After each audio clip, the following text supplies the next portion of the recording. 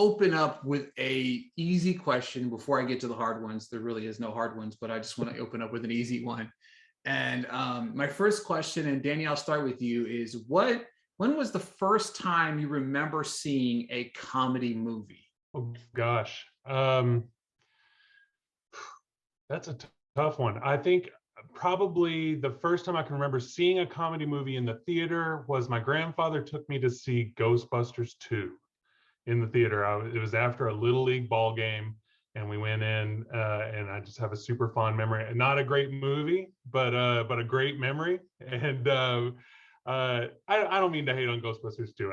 It's fun, and it has a fond spot in my heart. But yeah, that's probably the first time I can really like solidly recall that. Shout out to you. Wow. I guess I'm trying to remember, and like the only thing that comes to mind is Look Who's Talking.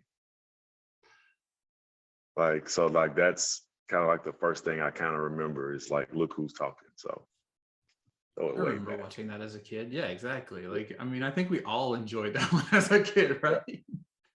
Phillip, to you?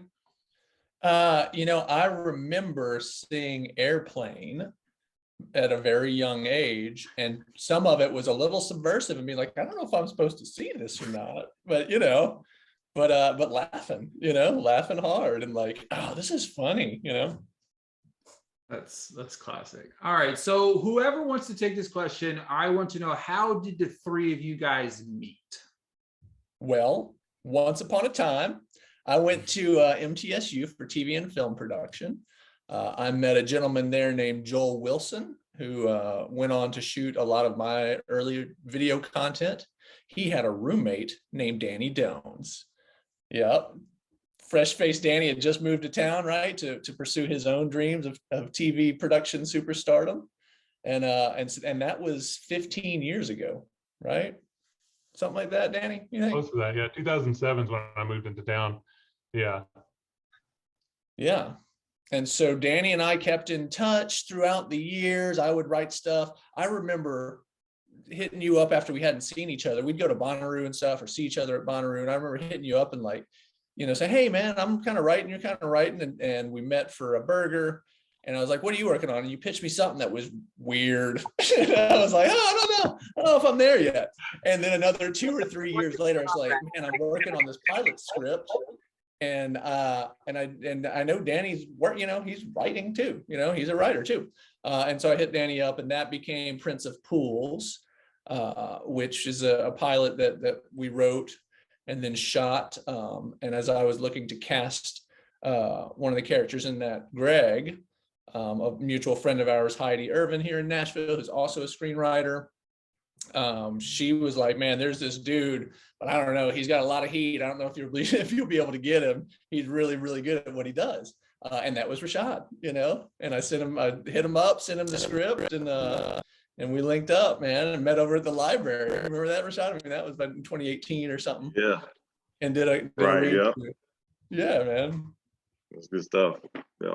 Yeah. And so we shot that pilot. It went on to air at the Nashville Film Fest and to screen there and a couple other, small festivals and stuff, and got, had some decent traction. And my takeaway from that was like, it's going to be tough to get a TV show off the ground out in Nashville without any momentum. Just make, there's that dream that we all have, it like, if I just make something really, really good and put it out there, the world will take it and you'll make it. It's like, no, man, there's a lot of elements, a lot of things that go into any project being successful. It's a miracle when anything breaks through. And so kind of segue that was kind of the game plan here with Dads Club, is like, man, how do we go ahead and start making TV quality content, but maybe start building a vehicle to push us, into that next tier, down to that next level. What kind of inspired the Nashville Dads Club, which you guys have transitioned here into the middle of season 2. And for those of them watching at home, like, what kind of inspired that? Where did the idea kind of come from, and kind of stuff like that? Yeah, I think that, Phil and I had, again, off the back of Prince of Pools, we were like, hey, let's get up, let's kind of flesh out some ideas of some things we want to do. And we sat down, and I think we kind of went through a couple different things. And then we just started talking about like being dads and just like how funny it would be to like just what's the play on like dad things. And I think the initial idea was like something totally different. And then like something happened. I don't know if people were around in 2020. Something happened in 2020. It was a big thing, right? Kind of happened, and yeah, you know. So it kind of took that initial idea, and we were kind of like, well, we're not going to be able to do that with the whole houses thing. Like we're not going to be able to do that. So we were just like, we'll figure something out. And I think like that's when like we kind of just had this idea of these dads doing something, and then you know brought in the mastermind, Danny. You know what I'm saying? Him and Phil got together and just like. It just exploded from there. So, well, So and I would say take me. too Oh, sorry, I was going to say, and as far as the inspiration for the episodes and for the individual stuff, man, that stuff just flows. Like every time we get together, I feel like Phil and I have an idea for a new episode, or me and Rashad have talked about ideas for episodes that just because they're all based on stuff that happens either to you as a kid when you're growing up or as a parent. People come up to me constantly on set and that know I do the show. They're like, oh, here's an idea. You should do an episode about this. Like everybody's got great stories and great memories. That stuff just it's a wellspring.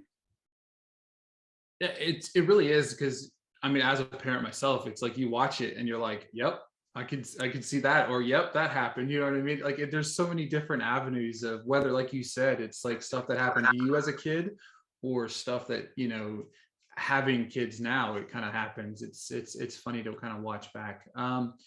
I think one of the things that I do love about the show as well, obviously being called Nashville's Dads Club there, that you guys use a lot of everything Nashville, right? You know what I mean?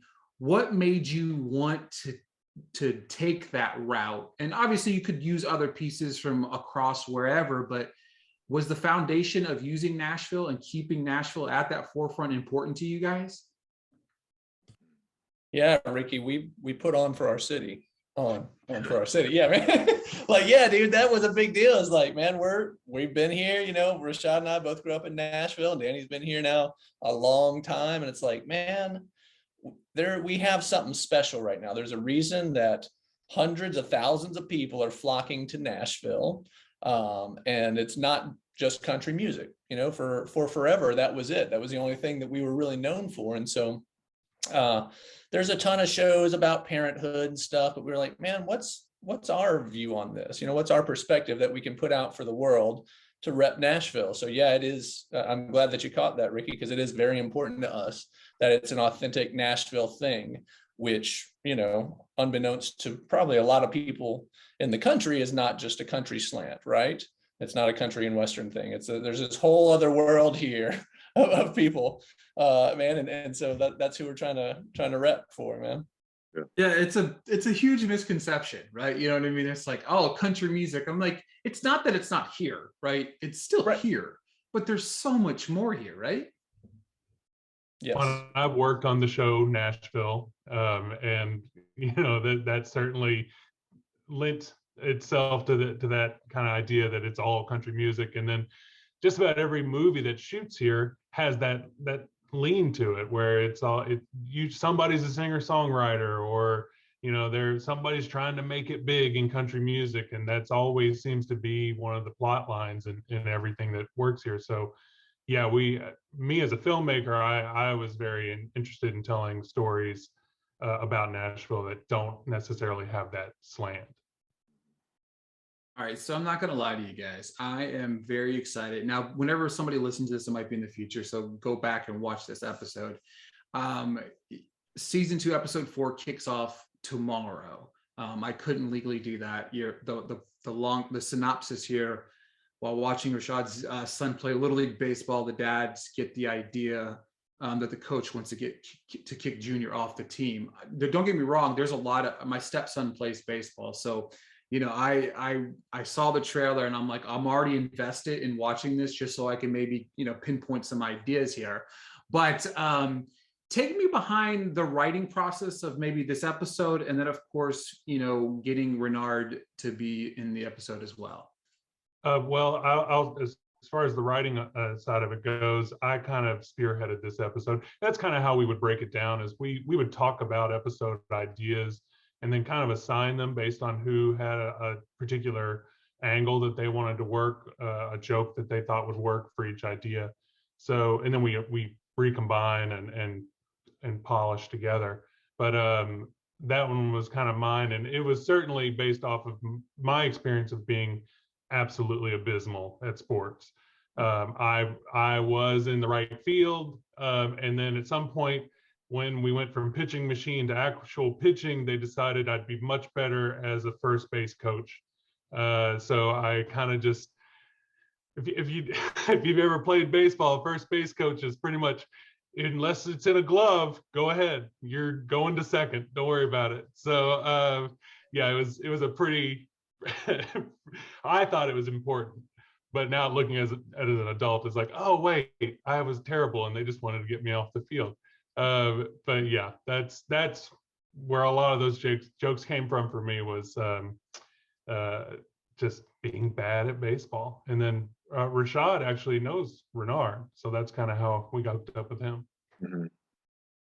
Yeah, he's a friend of mine. We've been friends for 20 something years, and so he's a comedian. He travels all over the country, and you know, we had talked about getting somebody, and you know, he came up and it was like, hey, this would be perfect fit for this particular role, and he came in and he killed it, and it's hilarious. So yeah.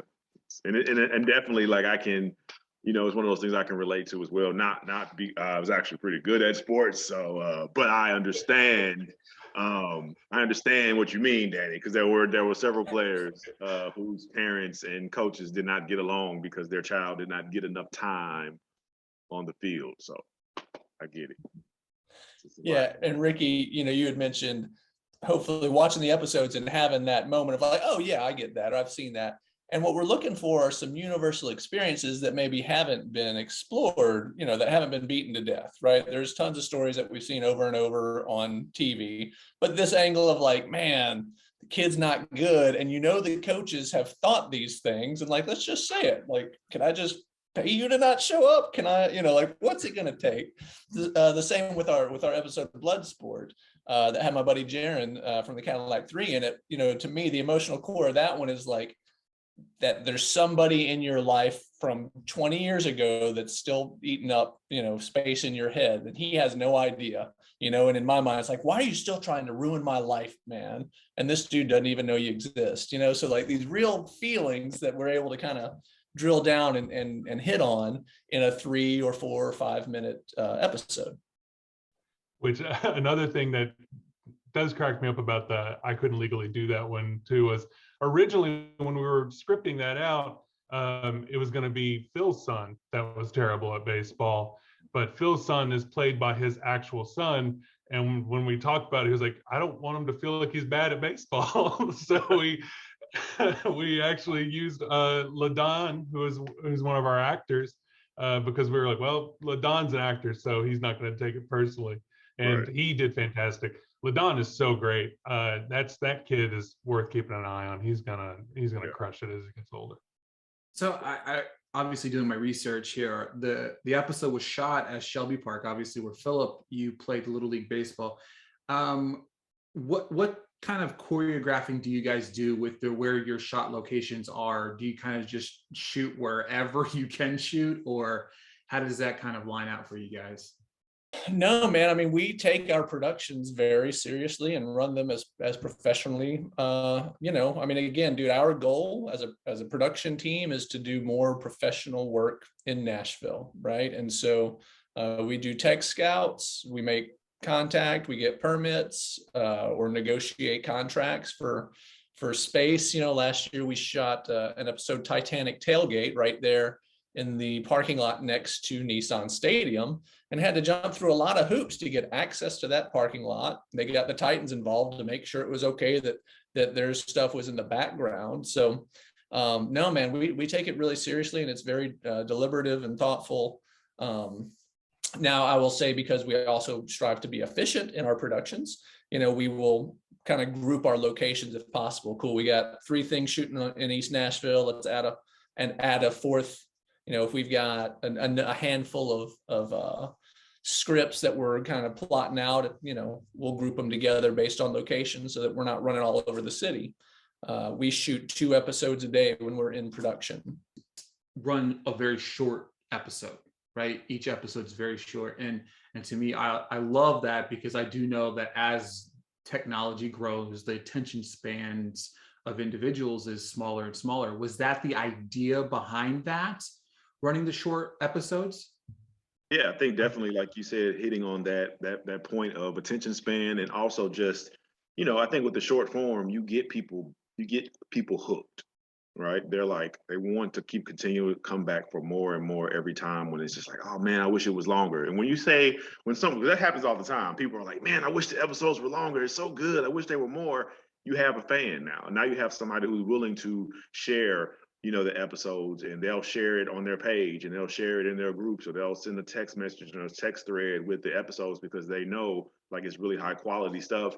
And it's again, because it's so short, it doesn't feel like, man, it's 10 minutes, but it's really good. Like if you say to someone, they're going to be like, I don't want to watch a 10-minute anything, right? But if you say, oh, it's only 3 minutes, they're going to be like, oh wow, like that's really cool. And it just hits you, and all the funny is just like immediate. Like it's not a lot of waiting to see like what's going to happen. It's just like, as soon as the episode starts, within 30 seconds, like it's on. So I think that's like some of the power of what these do. So Yeah, and I think Phil and I were very aware of that when we were scripting all these out, and we've definitely tried to take the tact of, we talk about it all the time. We're kind of stuck in the middle of this world where we're social media, but we're also a TV show.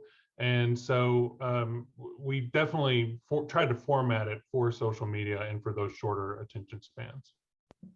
Right, but maintain the quality and production value of a show that you would see on Netflix, Hulu, or any broadcast station. Yeah, that's one thing that I do get from that. It's like, it's not a TikTok video. You know what I mean? It's not just filmed in somebody's, basement or whatever. And I think that's the production values there. And I do think that short time frame really just captures your attention. You watch it and you're, like you said, you kind of move on, and you're like, yeah, that was awesome. Like if I send that to somebody and say, watch this, it's like, sometimes they'll be like, listen to this podcast, and you send them an episode of Joe Rogan, it's 3 hours. It's like, oh, what? Like Pat McAfee, you send them a clip of this, it's like 4 hours long. It's like, I'm not going to listen to, you know what I mean? Like, I'm not going to listen to that, but it's easier to digest. And that's really awesome. And then the follow-up question here is there an episode that maybe didn't make the cut that you had kind of hoped made the cut? Yes. Well, I think we can talk about it. Yeah. So how do you know? you got to. Well, so this season's only 7 episodes long. We did shoot 8. We actually worked with Henry Haggard, who's a fantastic local actor. I love Henry to death. And we shot an episode called From Russia with Doug, where Phil is pressured into hiring a Russian babysitter who, let's just say, isn't the most orthodox when it comes to childcare. So the content of the episode itself is certainly nothing controversial. It's the same stuff that we have throughout. It's a little off kilter, but it's pretty safe. But of course, with Russia doing what they're doing right now, we felt like, hey, maybe it's a little insensitive to put this episode out with people actually being harmed. So we made that decision to pull it. And I think at some point, hopefully down the road, we'll be able to release that episode. But as for now, it's probably going to stay locked up a little bit. Yeah, it was going to lead off the season. That's how strong we thought the episode was. It's really a dynamite piece of work. And Henry is just a powerhouse actor, and of course brought the house down, as he always does. So I do look forward to a day when we can put that out as a bonus, episode somewhere, hopefully in the not too distant future. But as Danny said, just would never want people to think that we were trying to capitalize or grab extra eyeballs based on this whole situation, and they don't know that we shot in October.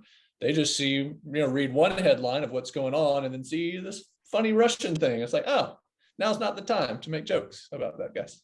Yeah. All right. So I got a few rapid fire questions before we go. Just a few quick ones here. And Danny, I'll go Danny, Rashad, Phillip. You can answer in that order, kind of like how we've been going here. But all right, first question is, what's been your favorite episode of Nashville Dads Club? Total episodes, I would say Crocodile Dentist is probably my favorite. I got to do an homage shot to Little Shop of Horrors in that I've always loved, the inside the mouth with the teeth looking out. So yeah, that's probably been my favorite. I think like maybe Street Meat is has been one of my favorites so far. So yeah. I'll go with Mutant Conditioning, which is our most recent. You know, we landed a guy with a pretty big profile, and he just crushed it, and it was a great experience for all of us. And it was, I think, a smart, funny script that we put together. Best stand-up comedian of all time. Well, that's actually really tough. I can tell you, I don't know if he's the best of all time, but my favorite stand-up comedian is Patton Oswalt. I would have to say Richard Pryor. I love Jerry Seinfeld. I think he's incredibly insightful. I know some people think he's a jerk. I know he knows he's a jerk sometimes, but I think just his comedians, you know, in getting in cars, getting coffee, has shown me so much about the, you know, backstage of the comedian's lifestyle and their process. Comedians Cars with Coffee. That's an incredible show. I loved watching it. Like, it's so Me too, good. man. So good. All right, last question. Best place to eat in Nashville? Man, that's almost as bad as the comedy question. I'm gonna go with an old school one, Arnold's, man. Arnold's is always solid. I can't. I literally can't. Like, I don't know. I couldn't even give you one. Like, it's unfair. It's too unfair. I can't pick. I really can't. Like, my brain is like, pick something, and I have literally nothing. I don't have anything. There is too many. I'll give you. You can come back to you if you want. You know. Yeah, go ahead. I'm same boat where it's like, man, I love to eat and I'm not afraid of anything. So I like eating as much of crazy different stuff. Right. We had our anniversary dinner at Yolan, which is like an upscale Italian joint downstairs. We did the tasting menu downtown rather, and it was pretty phenomenal. I think that's a Michelin starred chef over there. So I don't know what they do with those tires, but it was delicious. Well, you know what's funny too is we could probably talk about restaurants the same amount of time as we could talk about films. That's how much I love. Phil and I, like, we literally sometimes meet to work, but really it's to get lunch. We need an excuse to go get lunch together, and so we definitely love to hit all the spots up. Well, there's definitely nothing better than a lunch date. You know what I mean? Like a meeting. You know what I mean? You can't go to the same place for every meeting. You know what I mean? You can't. Got to switch it up.